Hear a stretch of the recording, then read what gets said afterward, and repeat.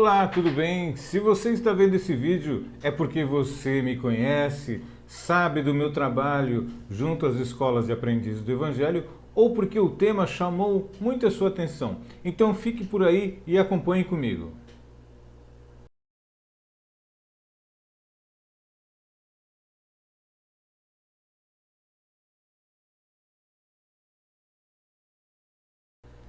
Em 2012, iniciei meu trabalho junto à equipe de apoio à Escola de Aprendizes do Evangelho.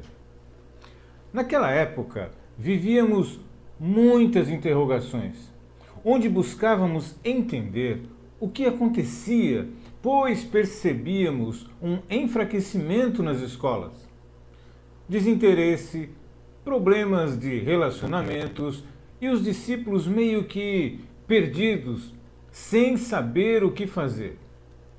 Perguntávamos: como assim? Os discípulos não sabem o que fazer? Posto que as escolas trazem a eles tudo o que precisam? E pensamos que este tudo que o discípulo precisava não estava acontecendo. Um amigo querido naquela época chegou e comentou conosco. Ele disse: as EADs estão falindo. Olha só que afirmação forte. Esta afirmação na época foi um choque para muitas pessoas. Aquela frase também chamou muito a minha atenção. Aquela afirmação que ele fez foi porque tinha percebido que alguma coisa estava desviando o caminho das escolas no seu sentido mais fundamental, que é a transformação do ser através da evangelização. Começamos então a perceber que muitas formas e abordagens estranhas estavam sendo usadas no sentido de promover a iniciação. Mas, notadamente, não era através do Evangelho. Eram conceitos novos e distintos. Como eu disse, era uma abordagem diferente, algo sutil, porque não se alterava o programa, mas sim a forma de aplicação. Começamos a ver comportamentos em escolas e também de alguns dirigentes muito estranhos, com muitas cobranças, com muitas exigências. Dirigentes e expositores começaram a se comportar como profissionais, alguns como verdadeiros generais em suas turmas, com exigências de ordem e disciplina, como numa escola militar e não uma escola de amor. Encontrávamos ali algo de personalismo, já que esta forma de agir soava muito particular a alguns companheiros da época, porque em suas exposições deixavam claro em suas falas e atitudes estas questões. Sabíamos que isso não era a essência da escola. Muitas pessoas se deixaram levar por estas afirmativas. Alguns por inocência e desconhecimento, outros porque acreditaram de boa fé que estas afirmações eram realmente relevantes ao processo de evangelização. O que mais se falava com isso, era de processos, era de forma e de busca contínua de qualidade. Falavam de melhores práticas, ou seja, estávamos enxertando na iniciação mecanismos de corporativismo, quando na verdade queríamos falar de sentimentos, trazer à escola a sua essência de volta. Recebemos muitas críticas sobre essa forma de ver a escola. Acreditávamos mesmo que a melhoria do dirigente não estava em cursos, encontros, aperfeiçoamentos, neste corporativismo e na institucionalização sistêmica que ocorria. Certo é que todas essas iniciativas são muito boas mesmo, se não fossem dado a ela prioridade. Depois de muitas pesquisas e de ouvir irmãos de todos os lugares, estávamos totalmente convictos na orientação do Armon, quando ele diz que o dirigente se faz na própria escola que frequentou. Acreditávamos e ainda acreditamos que a melhoria do dirigente se faz com escolas melhores. Mas não melhorando o dirigente, mas sim melhorando a escola. Tínhamos que melhorar a escola para que os novos dirigentes não viessem a sofrer o que os atuais estavam sofrendo e que os atuais dirigentes de hoje, trabalhando essa nova escola, sob esses novos conceitos, iriam ressignificando seus entendimentos, dando continuidade à própria iniciação. Mas muitos conservadores, pessoas com posturas rígidas, achavam que mexer no programa da escola poderia arruiná-la, que não era para mexer nisso. Essas pessoas, nesse momento, assinavam ali as suas declarações, a declaração da própria incompetência. Porque aquele trabalho era nosso. Nós deveríamos fazer aquele trabalho. Aquelas pessoas que já estavam ali trabalhando com aquilo. A espiritualidade nos avisou isso e nos deu o aval. Mas para alguns irmãos, este trabalho deveria ser de um grupo de pessoas específico. E não por nós que estávamos ali trabalhando há anos naquilo. E para parar esse trabalho foi feita uma união de equipes, com pessoas que nunca haviam se envolvido e apareceram para o trabalho.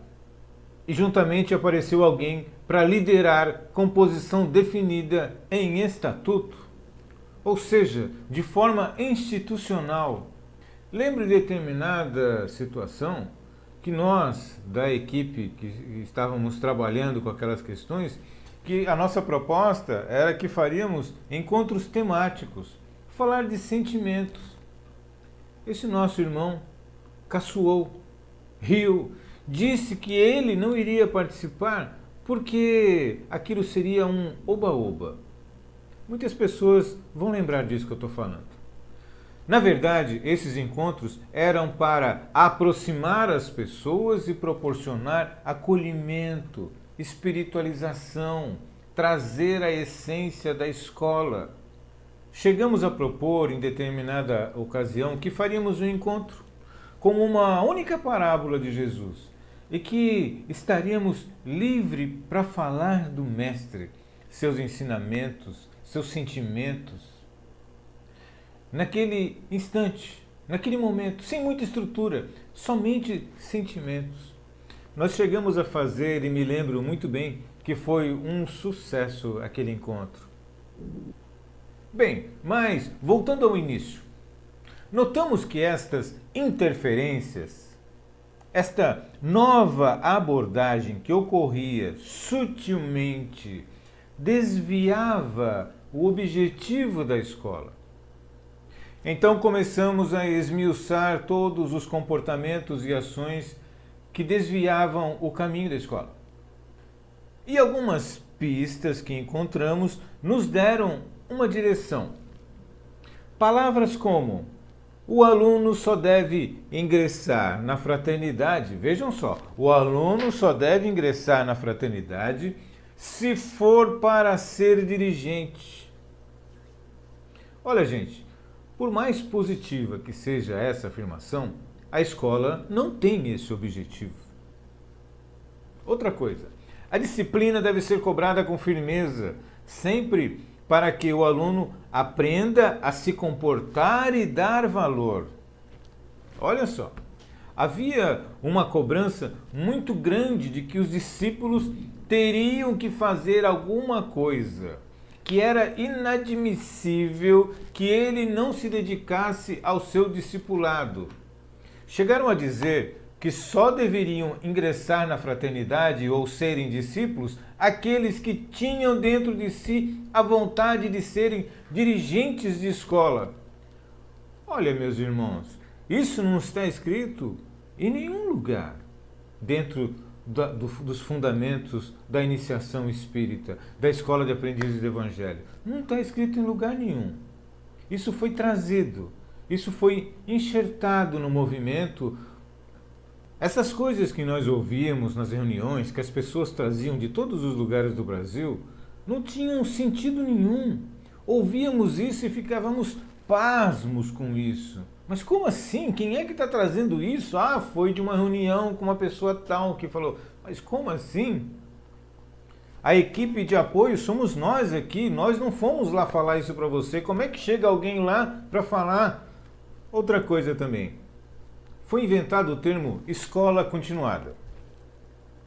Mais para frente a gente vai falar sobre esse assunto. Mas, para que vocês entendam, né?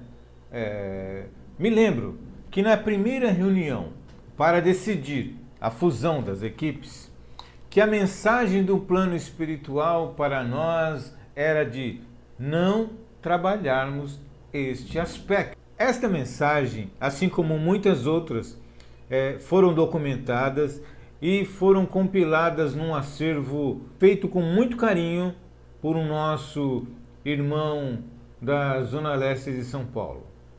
Naquele momento, a menção personalista que, mesmo vendo a solicitação da espiritualidade, fez valer a sua vontade e incluiu nas atividades esta questão da escola continuada. E ainda mais com a anuência do então diretor da fraternidade, que claramente atendeu às imposições personalistas em descrédito às orientações espirituais que estavam no quadro à nossa frente. Todos vendo aquela situação, ficamos chocados. Lembrando aqui de outra afirmação. Olha só, que a iniciação deveria ser um segredo, que o iniciado não deveria contar e nem convidar parentes para ela. Foi incisivamente comentado sobre uma parábola não evangélica, como fundamento ou como uma ferramenta, um auxílio ao processo de iniciação, trazendo para as pessoas um pensamento que não tem nada a ver com a essência da escola e tampouco com o evangelho, ou seja, afastando ainda mais as pessoas da essência da escola. Tantas coisas que poderíamos trabalhar, como as epístolas de Paulo e os Atos dos Apóstolos, que estudamos tão pouco na escola, como referências ao trabalho dos discípulos, e isso se apresentava, essa parábola da prisão, se apresentava como uma alavanca para o entendimento da iniciação. Iniciamos ali um trabalho de entender o que estava acontecendo. Várias reuniões e encontros, eventos de conscientização, elaborados, trabalhosos, espiritualizados, e mesmo assim víamos que não havia o efeito que buscávamos. Continuamos as pesquisas, a ouvir dirigentes e alunos, e fomos encontrando mais coisas pelo caminho, como a iniciação deve ser um segredo, o iniciado não consegue fazer seu caminho de iniciação sozinho, precisa de um grupo para poder fugir da prisão dos seus defeitos. Essa afirmação trouxe dúvidas para muita gente, porque se for assim, a autoiniciação não tem valor. E isso começou a ser questionado ao nosso grupo de trabalho. Mas como assim? Então a autoiniciação não tem valor? Mas como assim? O trabalho à distância, como? Não existe isso? Foi quando em nossas pesquisas descobrimos que essas afirmações estavam vindo de um estudo de um grupo chamado Grupo de Estudos Espíritas sobre Escola, que foi divulgado na revista, que consideramos um dos elos fortes de união da fraternidade. descobrimos algo que nos assustou e nos preocupou, pois as informações que estavam sendo divulgadas ali eram conceitos de uma outra escola iniciática, cujo fundador era um russo, uma escola esotérica, sem cunho evangélico e muito menos espírita. Muito pelo contrário, o seu fundador fazia duras críticas aos espíritas, chegando a dizer que mediunidade era uma macaquice. Macaquice, isso mesmo que você ouviu.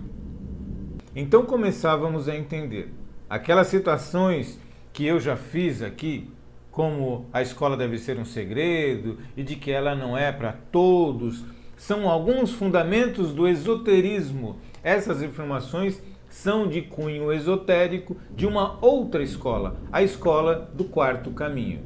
Estes textos eram copiados dos livros fundamentais da escola do Quarto Caminho. Copiados, muitos copiados na sua íntegra. E de certa forma, as pessoas viam aquilo como verdadeiras orientações e eram publicadas na revista. De certa forma, claro, as pessoas viam aquilo como afirmações, orientações verdadeiras para a iniciação espírita. Os textos eram copiados, algumas palavras eram modificadas, aquelas palavras do texto original da Escola do Quarto Caminho que não tinham ligação com a iniciação, então elas eram substituídas por palavras que tinham a ver com a iniciação. O que acontecia é que as pessoas, é claro, elas viam aquilo como verdadeiras orientações para a iniciação espírita. Claro, as pessoas consideram a idoneidade da revista. Estes textos não eram claros no seu direcionamento e nem traziam ali no contexto a identificação da fonte. E deixava entender que aquelas informações eram e deveriam ser usadas na escola. Estes textos foram divulgados na revista entre o ano de 2009 e 2011 e também divulgados em reuniões que foram feitas por grupos no Brasil e no exterior. Como eu disse anteriormente, essas informações não modificavam o programa da escola. Lembra quando eu disse de que não se aceitavam mudanças, que o pessoal não aceitava, que criticava todos nós, dizendo que nós iríamos mexer no programa? Então, eles não mudaram nada, mas deram aos dirigentes e expositores uma nova forma de abordagem com esses textos, com estas explicações, uma abordagem nova à iniciação, que não era de maneira alguma a iniciação espírita, evangélica, eram textos de uma escola esotérica. Sutilmente, esta abordagem se fez em alguns grupos e se espalhou. Foi assim que identificamos aquilo que estava acontecendo nas escolas, o que estava corrompendo as escolas e que de alguma forma corrompe até hoje, impedindo que a escola evolua em sua história através dos próprios fundamentos e sua essência. Novos conceitos da iniciação não são criados graças a esta interferência, uma interferência comportamental extremamente obscura. Porém, de maneira alguma, achamos que isso tenha sido feito de má fé. Obviamente que não.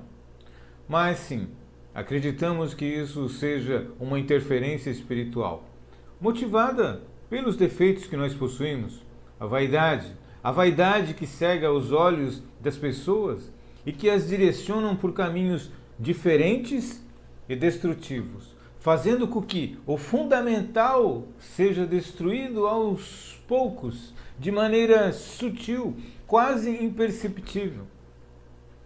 Na época, nós vimos isso e quisemos falar e expor o que tínhamos em mãos. Enfim, sabíamos o que estava ocorrendo. Então, vamos falar para todos. Vamos consertar isso. A nossa intenção não era apontar pessoas, não era julgar ninguém, falar de pessoas, porque pessoas vão e vêm, mas a escola deveria permanecer e se fortalecer. A resistência que sofremos foi gigantesca. Todas as formas de explicar nos foi negada. Fomos chamados de amotinados, de descrentes e traidores.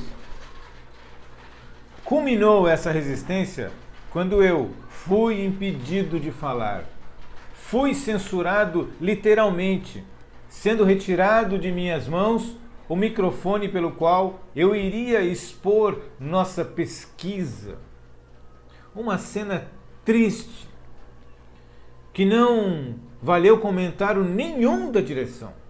A direção naquele momento não fez comentário nenhum sobre aquela cena lamentável e triste.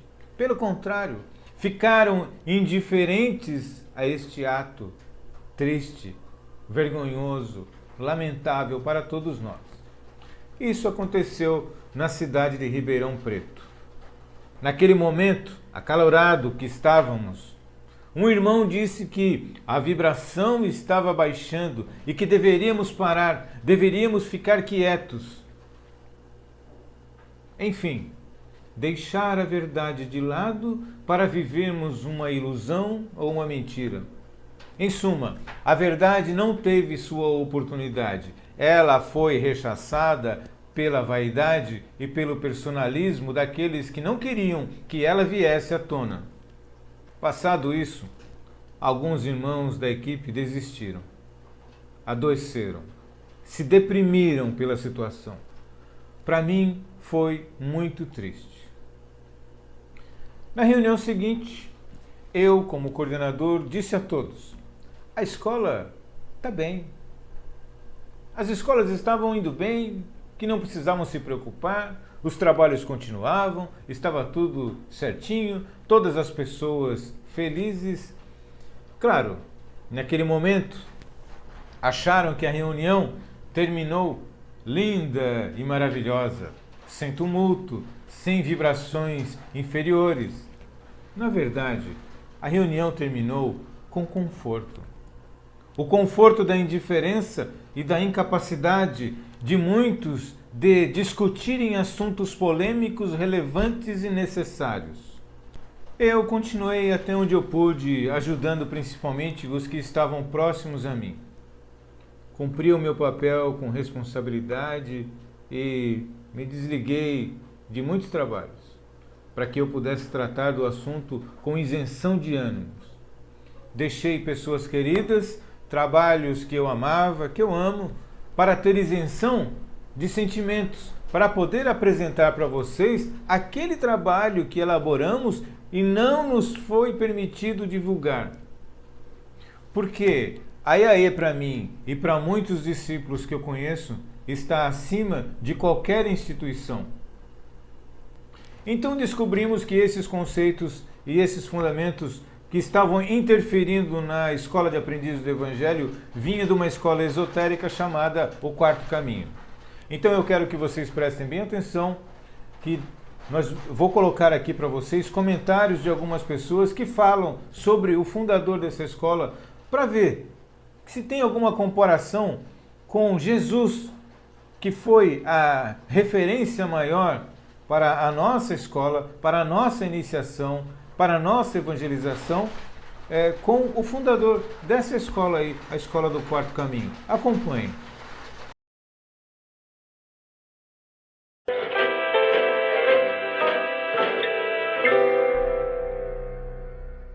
Different masters have employed different kinds of methods to destroy the will of the people around them.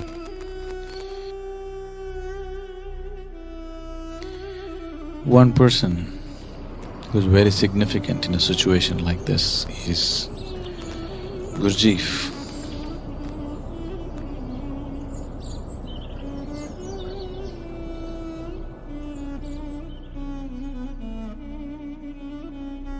Gurdjieff was an early 20th century spiritual master who became very famous in Europe.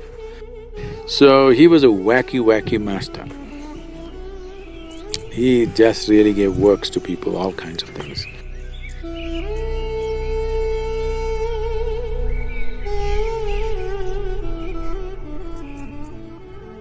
Ouspensky, who was a great mathematician, became his disciple. Because of Ouspensky, Gurdjieff became popular because Ouspensky wrote books on Gurdjieff. He was very well-known, popular, great speaker of the time.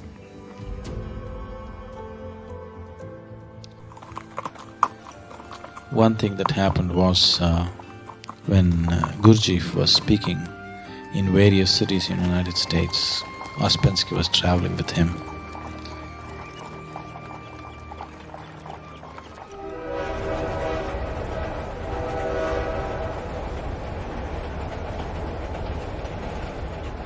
Those were still the railroad years or railroad time in North America, where people traveled by train.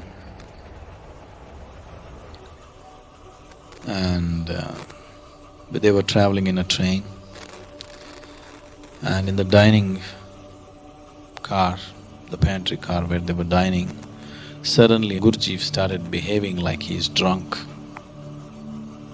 Started throwing things around.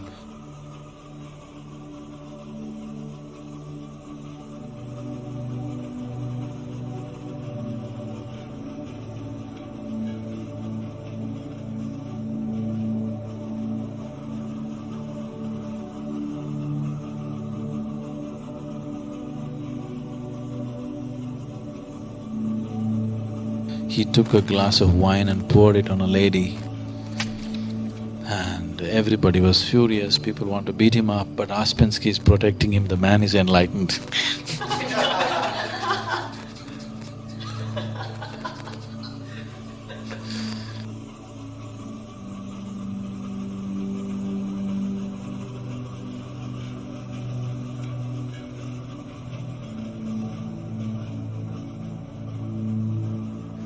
Gurdjieff acts like a drunkard and rows and abuses everybody, throws things around.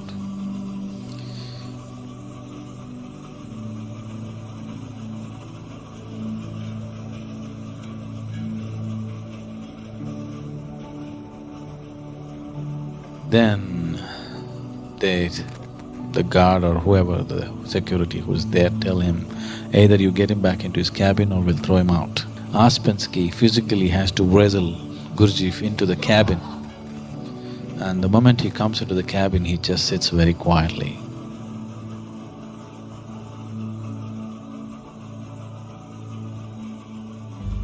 Like this, he went about creating extreme situations for Ouspensky, where the kind of person Ouspensky was, a very well-educated, cultured, scholarly person, Gurdjieff was just impossible to handle. Why I'm saying this is, if you have the depth of experience in you, it's so simple to keep yourself aside. Otherwise you can't keep yourself aside. It needs either too much love or trust or a depth of experience within the person. Either work to sharpen your awareness, which is a harder job. It takes incessant application. It doesn't happen overnight, but love can happen immediately. Yes? This is the reason why devotion has been stressed everywhere around the world. Always people talked about love in every religion and every spiritual path, because if you're willing, it can happen instantly. But your awareness, your wisdom, even if you're willing, it will not happen instantly. It needs work. That you have to earn. It is not going to just come like that. But love can happen instantly. That's the advantage of emotion.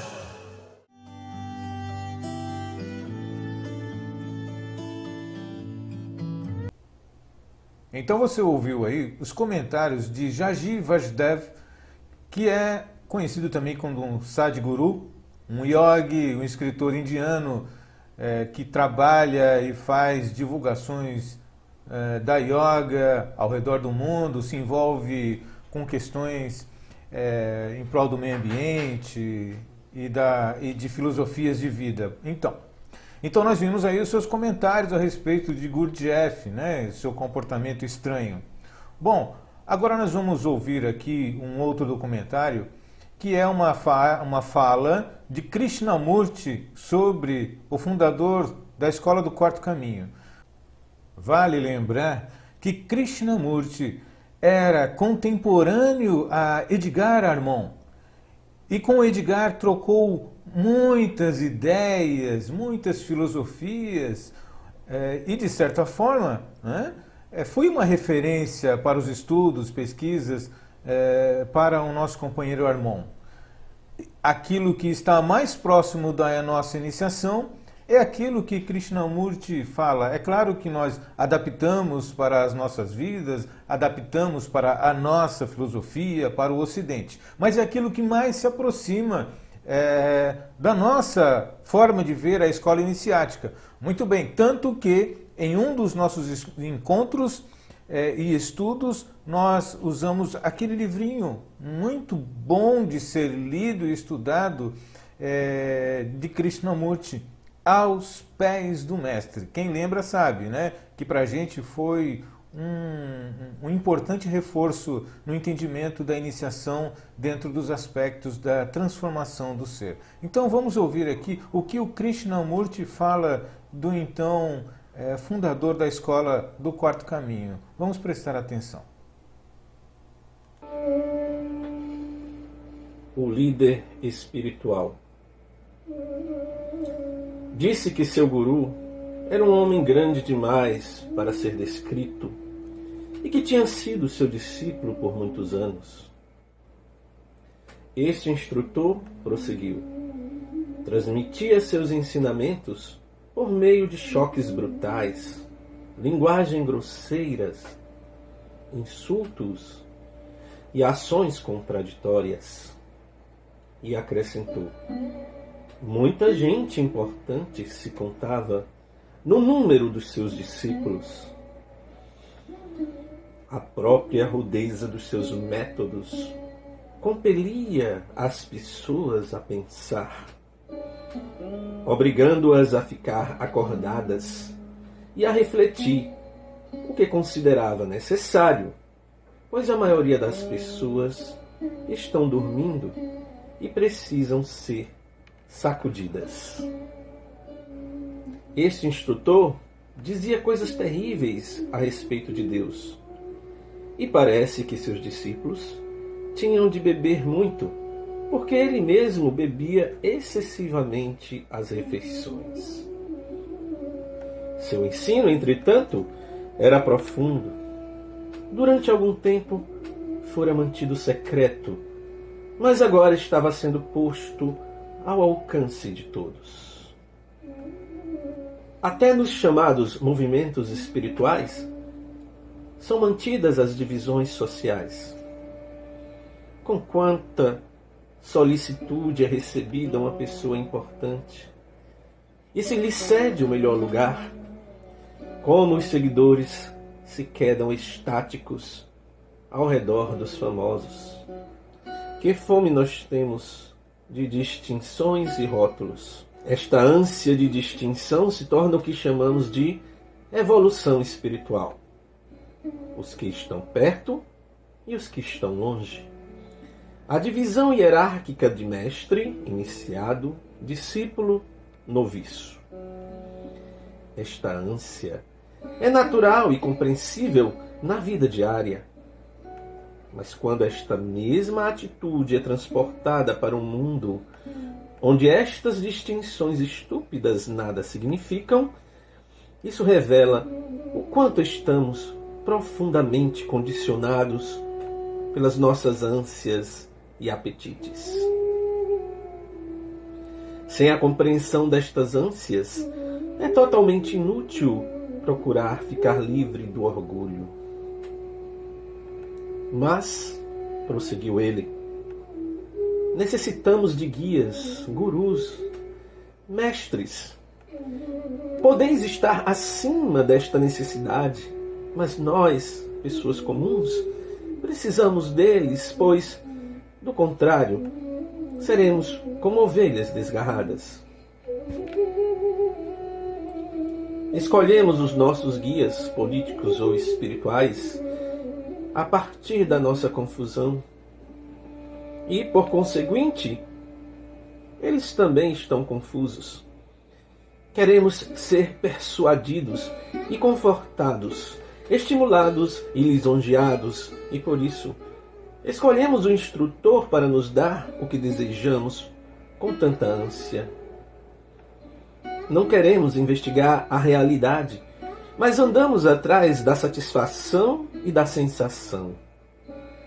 É essencialmente por autoglorificação que criamos o instrutor, o mestre, e sentimos-nos completamente desorientados, confusos e ansiosos quando o eu é negado.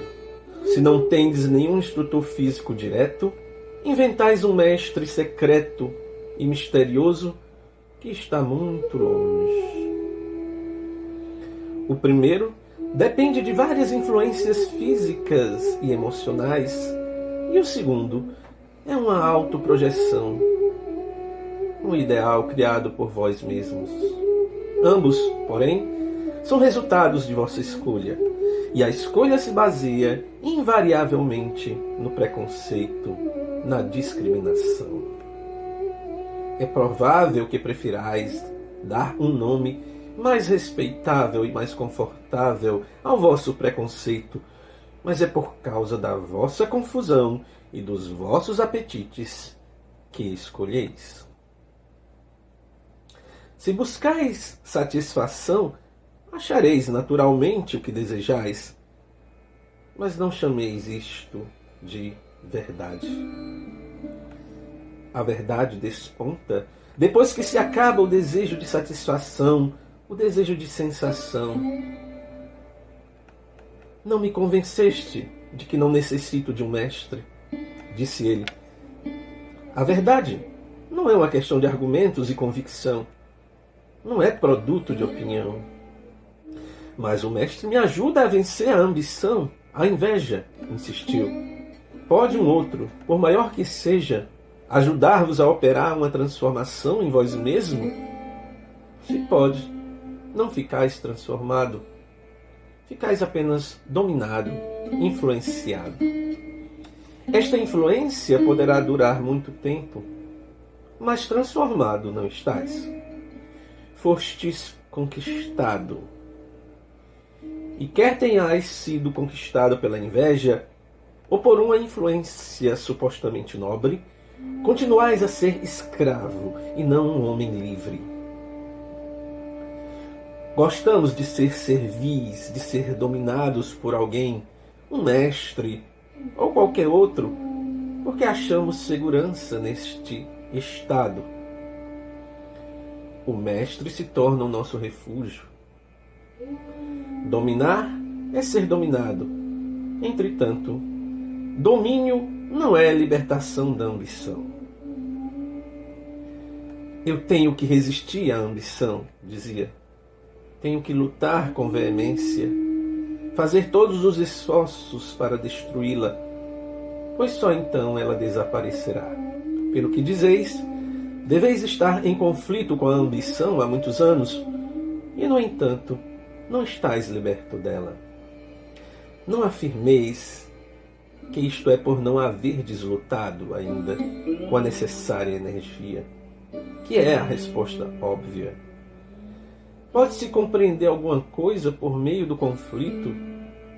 Vencer não é compreender.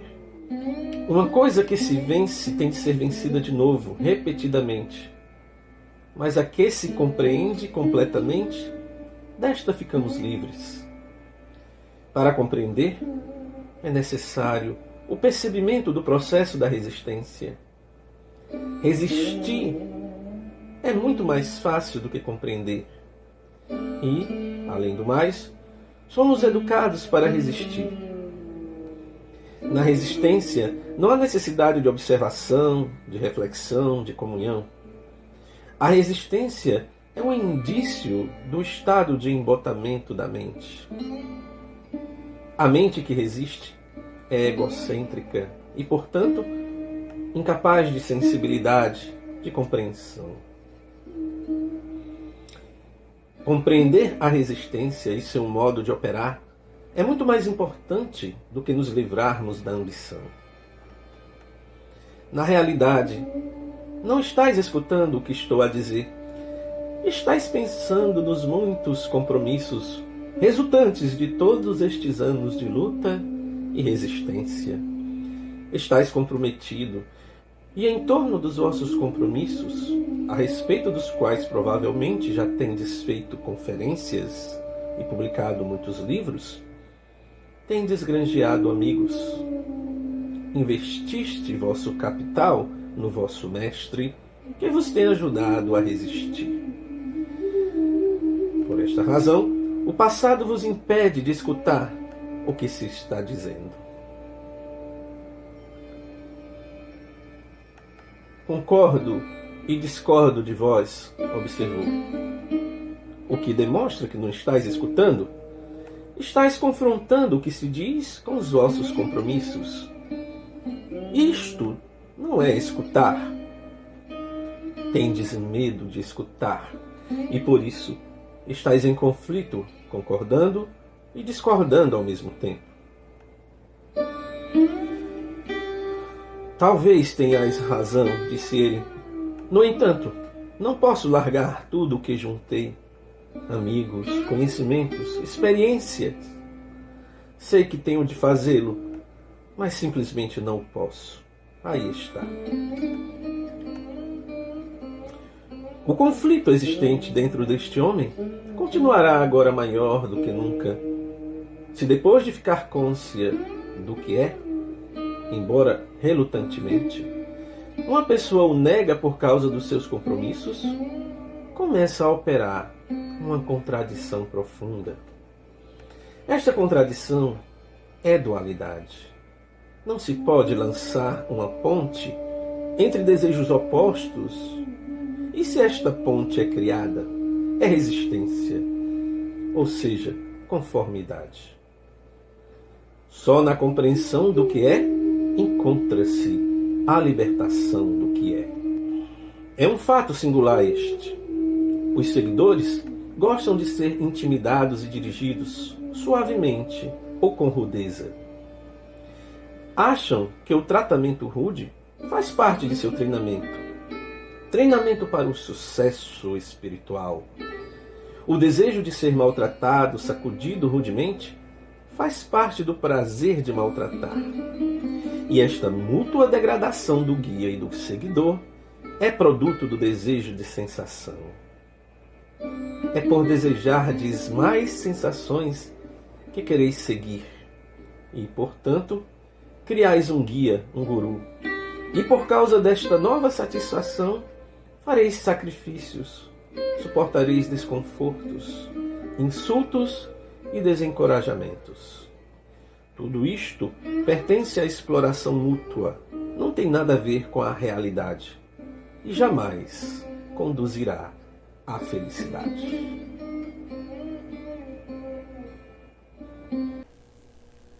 E aí nós tivemos na tradução e na locução do Alcibar, que é terapeuta, psicanalista e pesquisador, assim como eu, né, nos trazendo aí as considerações de Krishnamurti a respeito de Gurdjieff. Bom, então você já deve estar se perguntando, eu acredito que sim, o que é que tem a ver, né, onde é que se encaixa os fundamentos desta escola do quarto caminho para a nossa iniciação espírita, já que uma tem um contexto esotérico e a outra é uma escola de fundamento evangélico. É uma escola de iniciação, mas tem um fundamento evangélico para o Ocidente. Nós temos uma outra forma de ver esse contexto da iniciação. Nós aqui não queremos dizer, falar ou julgar falando que essas escolas não possuem mérito em existir. Nós não estamos aqui para julgar a escolha de qualquer um, seja por qualquer escola. Todos têm liberdade de escolher aquilo que possuem afinidade. A nossa afinidade, né, pelo menos a maioria das pessoas que eu conheço, e dentro do fundamento da escola, está muito longe disso. Então, trazer um fundamento de alguém que pensa desta forma, que age desta forma, que usa esses métodos dentro da sua escola iniciática, trazer pensamentos, reflexões, ideias, métodos para dentro da iniciação espírita, é um tanto quanto estranho, muito estranho. Não sei qual o motivo para isso. É claro que nós podemos trazer para esclarecer, para enriquecer o contexto do entendimento das questões das emoções, do mental, do psíquico, da inteligência, da razão, qualquer reflexão, qualquer escola, qualquer autor de qualquer filosofia, desde que ela venha como um auxílio. Ó Pai, nós usamos tantos bons, né? Tantas boas ferramentas que nos auxiliam a entender todo esse contexto de transformação interior, e os saberes do mundo são tão ricos, nós não iríamos jogar fora isso tudo, claro que não. Mas trazer um contexto e implantar dentro da nossa escola, aí já é outra coisa. Porque cada coisa é uma coisa. Cada coisa é uma coisa. Então, há uma necessidade aí de ética, há uma necessidade aí de fidelidade, de integridade, de alguns valores que devem ser observados, né? Bom, nós vamos ter mais algumas considerações aqui do nosso companheiro André Muniz, que também é um pesquisador, é um iniciado, também muito conhecedor das escolas de iniciação. Então, nós vamos ver aqui um relato do André que fala do método e fala um pouquinho do próprio criador deste método, que é a Escola do Quarto Caminho. Tá bom? Vamos acompanhar. Bom, e aí, o que o Gurdjieff fala? Né? O Gurdjieff ele aborda questões filosóficas bastante familiares. Né? Então ele fala sobre, por exemplo, qual é o nosso lugar no mundo, o que significa ser humano, como podemos ser melhores em tudo o que somos, né? E, no entanto, ele propõe respostas que estão fora aí do espectro da filosofia como um todo, e da filosofia ocidental também, particularmente, né? Então ele toma ali emprestado de uma forma um tanto livre e também inventa, né, muita coisa do que ele disse ali ter aprendido nas suas extensas viagens pela Ásia Menor e pela Ásia de uma forma em geral, né? E ele inventa essas respostas, ou ele diz que essas respostas foram dadas a ele nessas viagens, né? E nessas respostas ele mostra o seu ódio à produção intelectual e artística do Ocidente, né? Então ele chama os filósofos e os artistas ocidentais de masturbadores, né? Um termo que ele usava bastante, né? Como escárnio para aquilo que ele não gostava, né? Embora caracteristicamente ele se servisse bem dos confortos ocidentais. Então, por exemplo, quando ele escreveu lá os Relatos de Beelzebub, então ele ia ali bebendo, né, no caminho, né, as suas garrafinhas de conhaque espanhol, que segundo ele também numa forma bastante, digamos assim, exótica, né, de medicina, ele dizia que o conhaque espanhol acelerava o processo de rejuvenescimento, né? E como muitos gurus que o precederam e que o seguiram, né, ele ofereceu aos intelectuais ocidentais um tipo de fuga, né, atraente da razão, da racionalidade para algo, né, que, digamos assim, parecia ter uma impressão ou uma cara de Oriente, né? Então ele propunha uma fuga das ideias filosóficas da racionalidade, e ele punha ali uma cara de Oriente, né? Dava uma impressão de Oriente, de exotismo, né? Agora, o problema é que muito do que é chamado de oriental pelas doutrinas do Gurdjieff, ele simplesmente inventou, né? Com base em uma mistura de fatos e de criações pessoais, né? Então, por exemplo, ele afirmava que os seus ensinamentos vinham de sociedades secretas do Oriente Médio, né, gregas e asiáticas, né, cuja existência nunca chegou, né, aos mais criteriosos e aos mais tenazes historiadores. Então eram sociedades tão secretas que só ele conhecia, ninguém mais conhecia, né? E ele, por exemplo, afirmava, ele dizia que era coreógrafo, lembram, né? Então ele afirmava que as suas danças sagradas ele tinha aprendido num mosteiro, né, um mosteiro que ele chamava de Sarmung, né, Sarmung. E convenientemente esse mosteiro Sarmung, ele chegou lá nesse mosteiro Sarmung vendado, né? Então ele não sabia o caminho, né? Não sabia onde era localizado, não sabia nada. Ele sabia que ele tinha aprendido nesse mosteiro Sarmung e que lá ele tinha aprendido essas danças sagradas. E é curioso porque várias pesquisas foram feitas, né, sobre a existência desse mosteiro, né? Só que nem o prédio do mosteiro, nem a localização, nem a irmandade dos monges que residia ali, nada, né? Não se achou nada. E o mesmo acontece com a música, né? Que ele diz que a música dele veio com referências, né, etnográficas, então ele fala do Tibete, Oriente Médio e etc, etc, etc. Só que os pesquisadores, né, historiográficos de música também não acharam essas referências, né? Nem do mosteiro, nem da música, nem da dança sagrada, nem quem eram esses monges, nada, né? Tudo era tão secreto que só ele conhecia, né? Ou seja, era mentirinha, né, amiguinho? Mas enfim, não vou entrar aqui em muitos detalhes, porque senão o vídeo vai ficar muito longo. Bom, eu não vou entrar também em detalhes, né, sobre o comportamento abusivo e tóxico do Gurdjieff, né, em relação aos seus alunos próximos. Há dezenas, aí, se não centenas, de relatos que demonstram uma personalidade egocêntrica, sádica, né, e bastante manipuladora. O objetivo do vídeo é oferecer uma análise breve sobre a doutrina e não sobre a personalidade problemática do Gurdjieff. Bom, vamos falar então sobre a doutrina. Então, sobre grande parte dos ensinamentos do Gurdjieff, só se sabe de maneira indireta e quase que exclusivamente através das obras do Uspensky. O Uspensky ele é muito mais detalhista e metódico do que o próprio Gurdjieff, né? Então ali a obra dele, aquela volumosa de três livros, né, aquela série All and Everything, né, com tudo e todas as coisas, que foi publicada em inglês, ela não passa muito de um conjunto de divagações e de histórias inventadas, né, um tipo de conglomerado confuso do qual não se consegue extrair algum elemento válido, senão com grande dificuldade. Então, o que o próprio Gurdjieff escreveu é muito confuso e muito vago, e tem muita invenção, é muita história que ele criou ali para se projetar. Então, os ensinamentos mesmo, a parte doutrinária mesmo, em grande parte nós devemos ao Uspensky, né? E aí, há uma confusão gritante nos ensinamentos do Gurdjieff sobre o eu verdadeiro, né?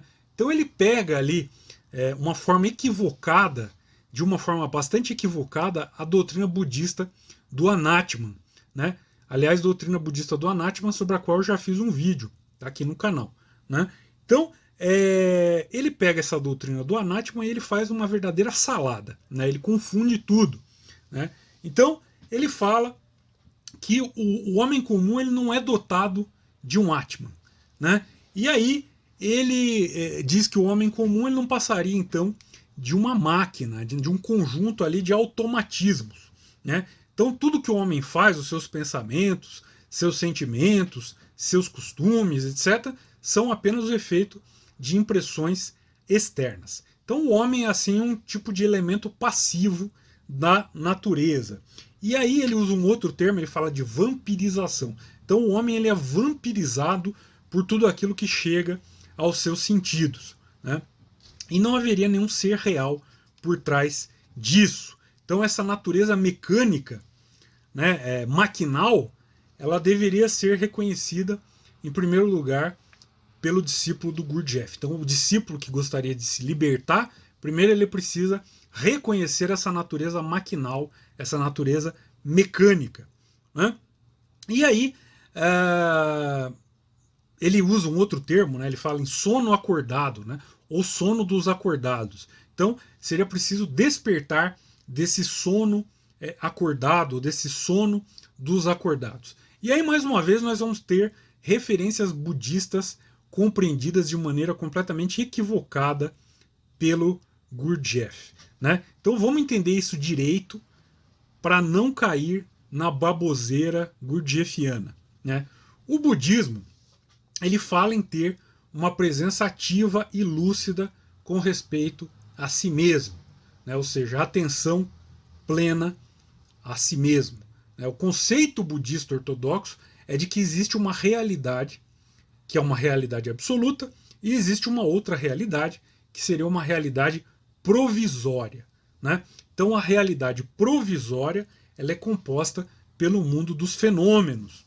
Tudo que está no mundo dos fenômenos é causado e condicionado. Então as coisas, elas são desprovidas de uma essência real, uma vez que elas são compostas, ou seja, elas não têm uma existência independente das outras coisas. Então, por exemplo, uma cadeira, ela não existe sem a madeira, sem o plástico ou sem o material que a compõe.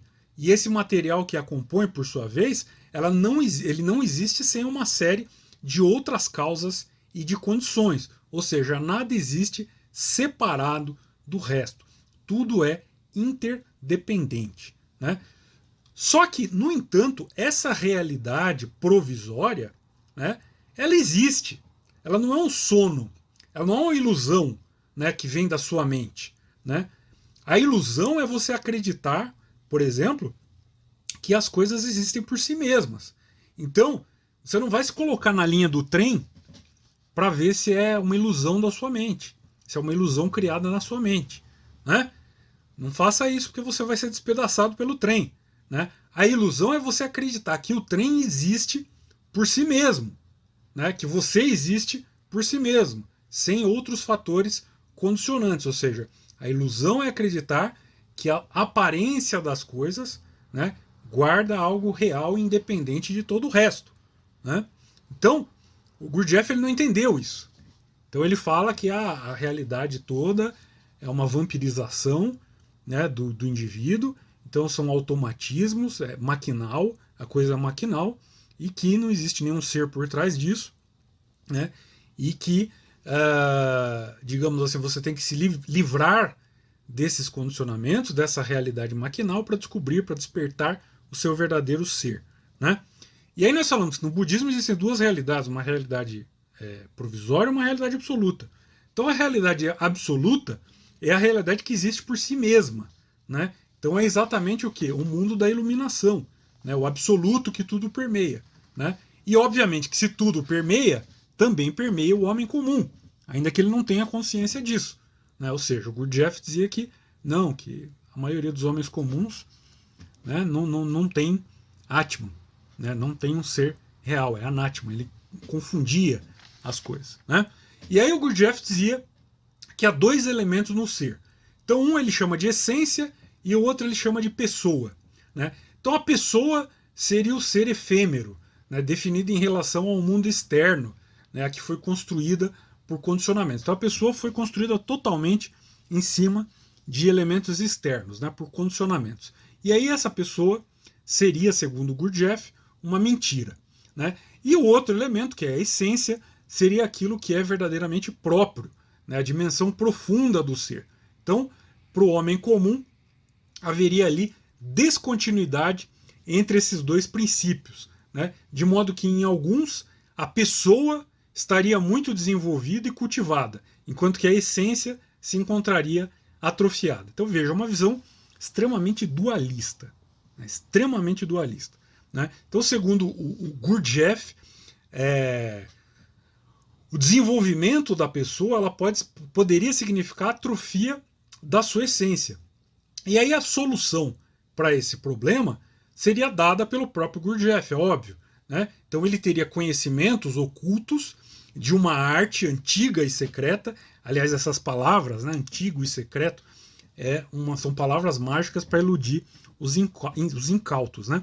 Então ele dizia que ele tinha conhecimento dessa arte antiga e secreta, né? E que a hipnose, por exemplo, que era conhecida no Ocidente, seria apenas um fragmento desta arte que só ele conhecia e que permitiria produzir experimentalmente uma separação momentânea entre pessoa e essência, né, de um determinado indivíduo. Então, ele faria essa separação através dessa arte, né, e aí ele conseguiria ver, né, quais são as reais condições da pessoa e quais são as reais condições da essência. Se uma está muito desenvolvida e se a outra está atrofiada, se uma está adequadamente desenvolvida e a outra também, se uma está desenvolvida e a outra está morta, etc. Porque ele também afirmava que em alguns homens a essência está morta, né?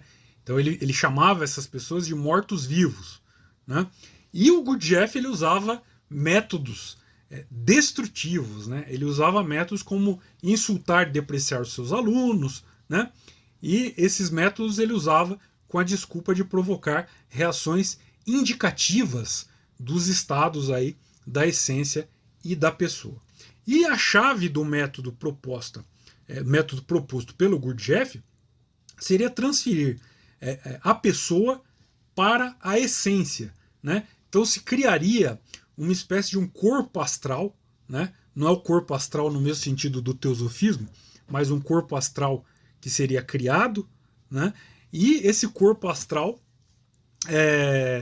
faria um tipo de obra de fusão, de unificação e de cristalização dos elementos do próprio ser, né? Os quais, na existência do homem comum, ficam se unindo, se separando, voltam a se unir, né, em várias associações voláteis, como se fossem assim partículas dissociadas que estão presas em um recipiente fechado e que esse recipiente seja sacudido o tempo inteiro. Então essas partículas elas não formam permanentemente nada, né? Então, para o Gurdjieff, seria necessário pegar essas partículas, reunir nesse novo corpo astral criado, né? E aí o desenvolvimento desse ente seria a condição para o que ele chama de imortalidade, né?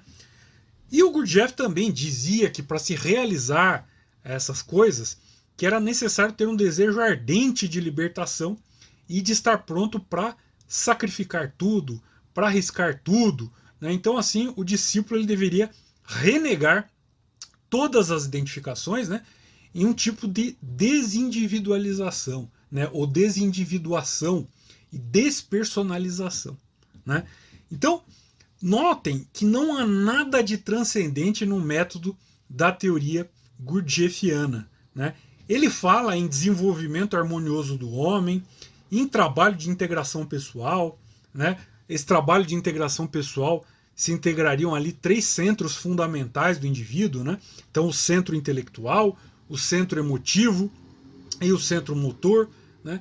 Mas na teoria dele não tem nada fora do próprio mundo interno que está confinado a essas questões, né? Então, para realizar, por exemplo, o desenvolvimento harmonioso do homem, o Gurdjieff usava exercícios, né, que, segundo ele, teriam um significado oculto que escapa ao profano, né, que se tratam de tradições muito antigas do Oriente. Ele gostava muito de usar isso, né, tradições muito antigas, tradições secretas, etc, etc, etc.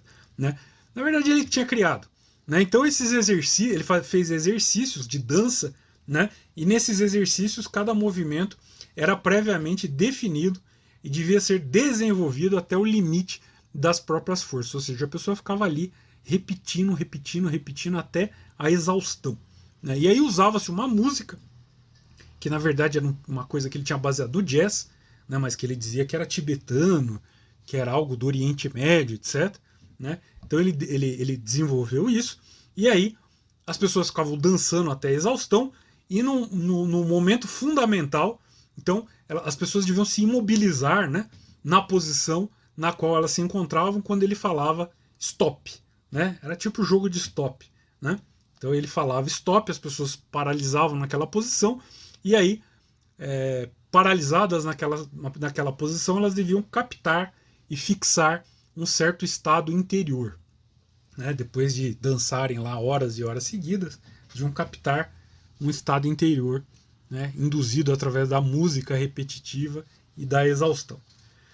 Então é óbvio, é claro, né, para qualquer pessoa que tenha noções de psicologia e de psiquiatria, né, que esse tipo de dissociação mental, através de induções, né, ou de indução de característica hipnótica, né, em um estado onde a sugestibilidade de um indivíduo está muito amplificada, é óbvio que isso é um método de lavagem cerebral que pode conduzir a consequências desastrosas. Né?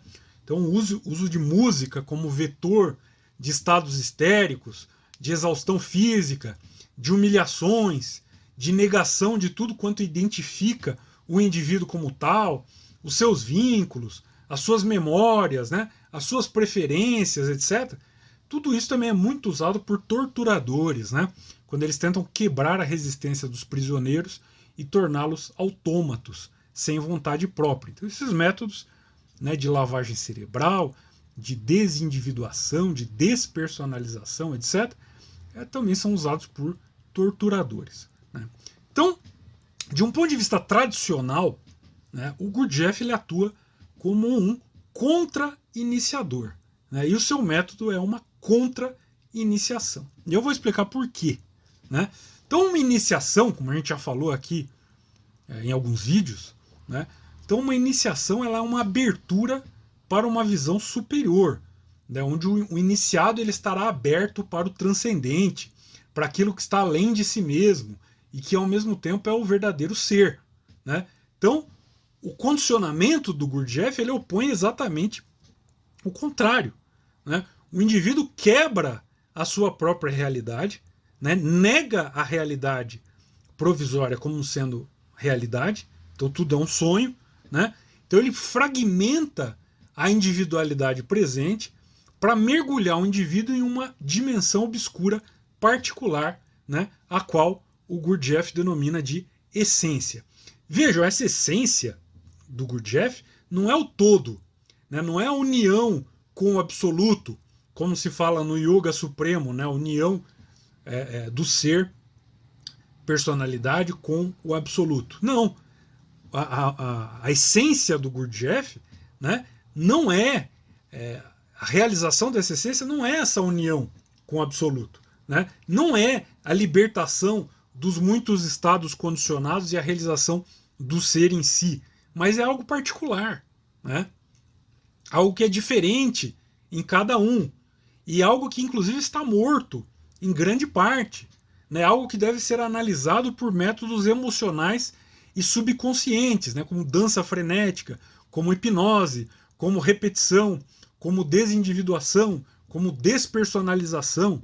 Né? Então, se a iniciação real ela aponta para algo superior, para algo suprarracional, né, para algo supra-humano, né, transcendente, para algo intelectual, na acepção verdadeira da palavra, a contra-iniciação ela aponta para os porões da racionalidade, né? Para o infra-humano, para o irracional, para as pulsões irracionais, para a emotividade, para os delírios mentais, né? Para a observação dos estados que surgem depois de uma dança frenética, depois de ficar ouvindo ali repetidamente uma música até exaustão, né? Depois de ter a própria individualidade quebrantada por humilhações, por privações, privação do sono, humilhação, xingamento, trabalhos humilhantes, né, etc, etc, etc. Então, fica muito claro,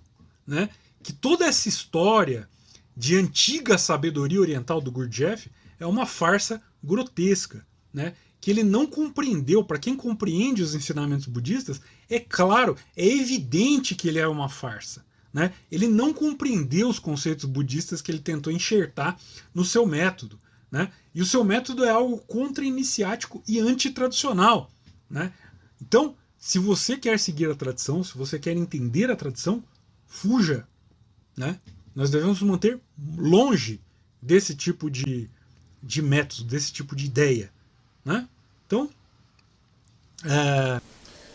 Bem, meus irmãos, discípulos, acredito que já deu para vocês entenderem o que aconteceu. Vou repetir que nossa intenção nunca foi apontar erros ou pessoas, mas sim encontrar os motivos da então fragilidade das escolas de aprendizes do Evangelho, dos dirigentes e da FDJ, então inserida neste contexto. Nossas orientações foram para que estes textos fossem retirados, excluídos, ou que fosse dada uma orientação a todos de que estes textos eram de uma escola esotérica e que deveriam ser apenas entendidos como uma curiosidade nos estudos gerais e não como uma orientação direta à iniciação espírita, como aconteceu.